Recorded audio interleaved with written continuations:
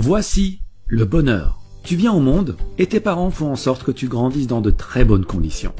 Tout va bien, tu as tout ce dont tu as besoin. Tu manges, tu dors, tu as tes jouets, tes vêtements, tu es au calme. Et ça va durer longtemps. Après tout, c'est ça le bonheur, non? Tu es libre de faire ce que tu veux. Eh ben non, car tes parents, ils t'envoient à l'école. Ils sont contents, pas toi, mais tu t'y feras. Tu te lèves donc chaque jour à 6h30 pour arriver à l'heure. Tu suis les cours pendant 7 heures, on te donne des devoirs, tu étudies pour passer des examens. Et chaque semaine, tu reçois une récompense pour tes efforts, le week-end. Ce processus se répète tous les jours, toutes les semaines, tous les mois pendant 20 ans, en estimant que tu ne redoubles pas et que tu finisses à l'université. Après tout ce temps, tu as ton diplôme. Tu deviens la fierté de tes parents, de tes professeurs, de tes amis, car on t'a toujours dit qu'avoir un diplôme était synonyme de réussite. Ça y est, tu as enfin réussi. Tu peux désormais te reposer et faire tout ce dont tu as envie durant le reste de tes jours. Après tout, c'est ça le bonheur, non? Tu es libre de faire ce que tu veux. Eh ben non, pas vraiment. Maintenant, il faut trouver un travail. Ah bon, pourquoi? Ben pour gagner de l'argent. Pourquoi? Ben pour payer la maison que tu n'as pas encore, payer les factures que cette maison va te coûter et acheter la voiture de tes rêves, car après tout, c'est ce que fait une personne qui a réussi. Alors, attention, pas n'importe quel travail, hein. Ben non, t'imagines bien que t'as pas fait toutes ces années d'études pour rien. Il te faut un métier dont le prestige est à la hauteur de ton diplôme. Donc tu vas être ingénieur, avocat, médecin ou architecte, tu vas limite travailler à la fonction publique, mais alors en tant que commissaire. Bon, très bien. Tu trouves un job, tu te mets dans un bureau, on te donne ton horaire, les règles à respecter, on t'annonce ton salaire et tes avantages, on te remercie, te serre la main et c'est parti. Tu te lèves tous les jours à 6h30, tu bosses pendant 8 à 9 heures par jour, on te donne des responsabilités et tu y vas à fond car tu veux une augmentation. C'est facile, on t'a rodé à ça pendant 20 ans. Tu t'y habitues et à la fin de chaque mois, tu reçois une récompense pour tes efforts, un salaire. Salaire que tu utilises pour payer tes charges obligatoires, ta nourriture, ta voiture, les sorties qui t'aident à casser la routine que tu t'es créée et des vacances une fois par an. Et tu parviens même à mettre de côté, juste au cas où. Ah, après tout, c'est ça le bonheur, non? Tu es libre de faire ce que tu veux, une fois par an. Ah non, faut que tu te maries maintenant. Ben, pourquoi? Ben pour ne pas rester seul, enfin. Et puis t'as de l'argent de côté, maintenant tu peux fonder une famille. Il faut bien que tu aies des enfants. Des enfants? Pourquoi? Car c'est un bonheur d'avoir des enfants pour être fier d'eux. Regarde ce qu'est devenu l'enfant que tu étais et on est fier de toi. Et c'est ça le cycle de la vie. Bon, très bien. Tu trouves un ou une partenaire, tu te maries, tu fais des enfants. Mais attention, t'es pas en pause carrière. T'avais déjà 8 heures de ton temps quotidien passé au travail. Rajoute 3 à 4 heures par jour pour t'occuper des enfants et trouver des activités. Mais comme après une longue journée de travail, t'as qu'une envie, c'est de te reposer, tu compteras sur le week-end, qui à la base était une récompense, mais qui va devenir la condensation de tout le temps que tu n'as pas pu passer en famille. Ce processus se répète tous les jours, toutes les semaines, tous les mois, pendant 40 ans. Tu as 65 ans, tu es pensionné, tu t'es enfin débarrassé de ton travail. Tes enfants ont grandi, ont fait leur vie. Ta femme est toujours à tes côtés, et vous vivez l'un près de l'autre en profitant du temps qui, contrairement à vous, est éternel. Mais le stress de toute une vie t'a consumé de l'intérieur. Trop d'acharnement, trop d'inquiétude, trop d'anxiété, trop de j'ai pas le temps, trop de j'ai pas le choix. Trop tard. Trop tard. Après tout, c'est ça le bonheur, non? Tu es libre de faire ce que tu veux maintenant. Oui. Maintenant, oui.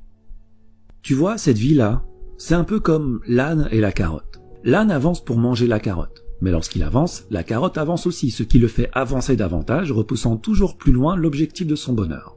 Ce stratagème est orchestré par celui qui le monte et dans son unique intérêt, avec, au bout tout de même, une petite récompense pour l'âne afin qu'il ne se décourage pas. Une petite analogie est nécessaire pour comprendre plus en profondeur. Dans cette situation, qu'est-ce qui fait avancer l'âne? Premièrement, le besoin. Mais pas n'importe quel besoin, le besoin créé par la personne qui le monte. Un âne, ça mange de l'herbe, ça mange du foin. Une carotte, c'est une sucrerie pour lui. Ce n'est pas un besoin vital, mais un caprice. Dans la vie de l'homme en société, ce qui le fait avancer est aussi le besoin. Le besoin de consommation dont la nécessité n'est pas vitale, mais a été induite par l'éducation, la publicité, les médias. Deuxièmement, l'insatisfaction. Si tu donnes une carotte à l'âne à chaque fois qu'il parcourt 10 mètres, tu peux me croire, au bout d'un moment, il en aura assez de cette carotte et il arrêtera d'avancer. Chez l'homme en société, c'est pareil. Il faut le maintenir dans une zone d'insatisfaction assez élevée pour que son besoin ne soit pas totalement comblé, mais assez basse pour qu'il soit prêt à refournir les efforts nécessaires afin d'assouvir ce besoin. Concrètement, si ton patron te donne 10 000 euros par mois, tu seras totalement satisfait et ce n'est pas dans son intérêt puisqu'avec cet argent et un minimum d'intelligence financière, tu investiras dans l'immobilier pour dégager des revenus automatiques et plus besoin de patron. Il est perdant, tu es gagnant, ce n'est pas dans son intérêt donc il doit te payer beaucoup moins. Et s'il te donne que 800 euros par mois, il se doutera bien que tu iras chez la concurrence, ce qui n'est pas dans son intérêt non plus. Donc il va s'aligner pour te donner juste de quoi subvenir à tes besoins. Et voilà, la roue tourne. On t'a promis un avenir brillant et tu te retrouves à hypothéquer ton réel bonheur pour consommer davantage. C'est comme si on t'avait volé ta vie avant même qu'elle ne commence. 80% des gens sont coincés dans ce cercle. Et je dis coincés car la plupart n'aiment pas leur vie, n'aiment pas leur quotidien. Ils le trouvent malsain, mais ils disent « Ouais mais bon, si tout le monde fait comme ça, c'est que ça fonctionne, c'est que c'est la bonne manière de faire. » Ah ben oui, si tu lis les livres que tout le monde lit, tu ne pourras que penser comme tout le monde. Écoute, c'est normal que tout le monde fasse comme ça puisque tout le monde va à la même école. Celle où clairement le bonheur et l'épanouissement personnel ne font pas partie du programme. Celle où on ne t'apprend pas à être autre chose qu'un âne qui troque sa paix et sa santé pour une carotte. Mais que veux-tu? L'homme préfère en général un monde connu et malsain plutôt qu'un monde sain mais inconnu. Bon d'accord, mais alors, que faire? Eh bien le plus important, c'est d'être satisfait. Pas forcément de ce qu'on a, mais de ce qu'on est. Et je ferai une vidéo sur l'importance de l'être par rapport à l'avoir. En gros, si tu fais partie de ces 20% de gens qui sont heureux dans leur métro, boulot, dodo et qui, pour rien au monde, ne changeraient leurs habitudes, c'est bingo, tu as compris la vie et je souhaite de tout cœur que le bonheur que tu ressens se perpétue. Par contre, si tu fais partie des 80% de personnes qui ont cette routine malsaine mais confortable alors qu'elle ne va pas dans l'intérêt de leur bonheur personnel, pose-toi la question. Qu'est-ce qui te rendrait vraiment heureux? Quitter ton job? Devenir ton propre patron? Vivre au soleil? Passer du temps en famille? Avoir une meilleure santé? Une fois que tu as trouvé ton pourquoi, une fois que tu as trouvé ce qui te rendrait plus épanoui, et j'insiste sur ton épanouissement, pas celui de tes parents, pas celui de tes professeurs, pas celui de ton patron, tu vas mettre toutes les chances de ton côté pour devenir cette personne. Car rappelle-toi que dans la vie, tu as le choix. Tu peux choisir de rester à accumuler 7 ans de ta vie devant la télé, car oui, à raison de 2h30 par jour sur 65 ans de vie, t'arrives à 7 ans. Tu peux aussi choisir de rester 15 ans à faire défiler les stories sur ton téléphone, comme tu peux choisir d'utiliser ce temps à te perfectionner dans ce que tu veux être. On dit que 50 heures de pratique dans un nouveau domaine peut déjà produire d'excellents résultats.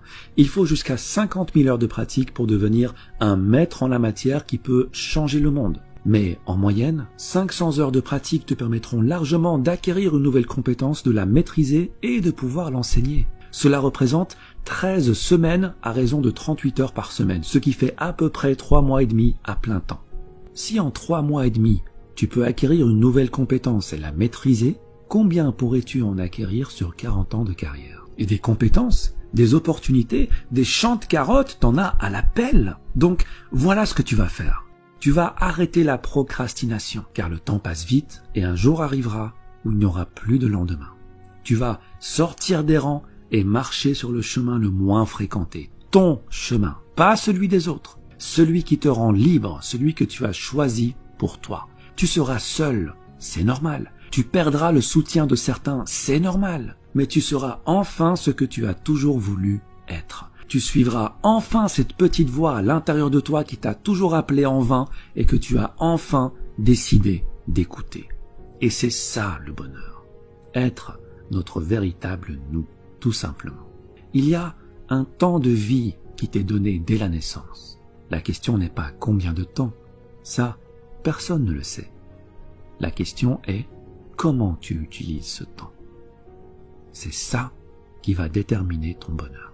Repère ce que tu veux devenir, crois en ce que tu veux devenir et agis pour le devenir. Il ne faut pas oublier que bien que le temps soit immortel, toi, tu ne l'es pas. Alors utilise-le sagement et marche sur le chemin qui te convient le mieux. Merci et à bientôt.